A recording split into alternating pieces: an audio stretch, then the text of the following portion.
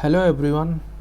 आज हम अपने क्वेश्चन नंबर 6 से स्टार्ट करेंगे। पिछली वीडियो में क्वेश्चन नंबर 5 तक हमने डिस्कस किया था, तो ये हम डिस्कस कर रहे हैं NIMI fitter MCQ assignment test NSQF level 4 और एनएसक्यूएफ लेवल 5 से। ठीक है, तो इसमें हम लोग पिछले 3 लेक्चर में हमने इसके क्वेश्चन नंबर 6 तक 5 तक कर लिया था इस टॉपिक 1.1.02 का, और अब इस लेक्चर में हम लोग क्वेश्चन नंबर 6 से कंटिन्यू करेंगे। ठीक है, तो अब हमारा पहला क्वेश्चन है इसमें का, इस वीडियो का क्वेश्चन नंबर 6 है, what is the method to avoid accident, दुर्घटनाओं से बचने का तरीका क्या है। Option A, by wearing safety equipment, सुरक्षा उपकरण पहनकर। Option B, doing things in one's own way, अपने तरीके से काम करके। या option C, doing things with a highly skilled working practice, उच्च कुशलता से काम करके। या option D, by observing safety precautions related to a job, machine and working place, काम, मशीन और काम करने की जगह से जुड़ी सुरक्षा सावधानियों का पालन करके हम किस तरह से दुर्घटनाओं से बच सकते हैं।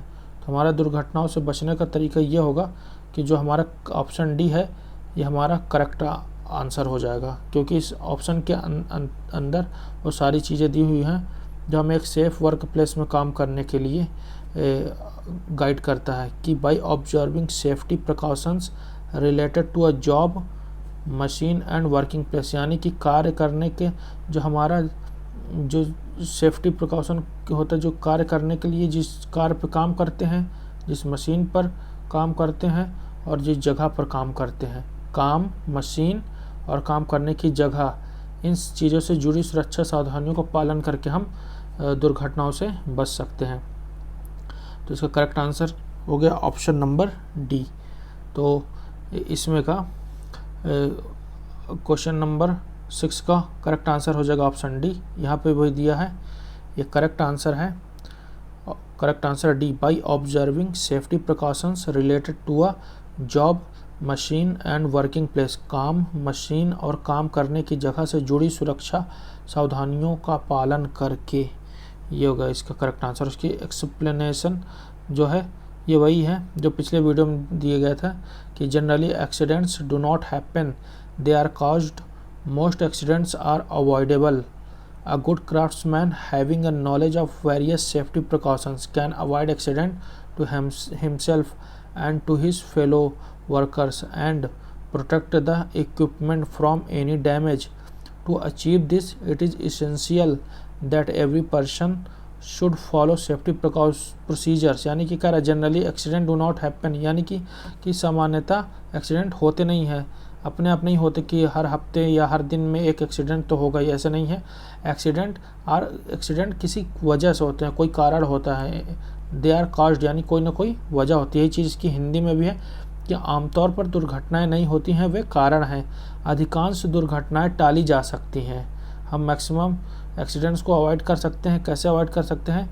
यही है कि एक अच्छा शिल्पकार, ये मिस्त्री, मैकेनिक, वर्कर जो भी है, विभिन्न सुरक्षा सावधानियों का ज्ञान रखने वाला अपने और अपने साथी श्रमिकों को दुर्घटनाओं से बचा सकता है और उपकरण को किसी भी क्षति से बचा सकता है।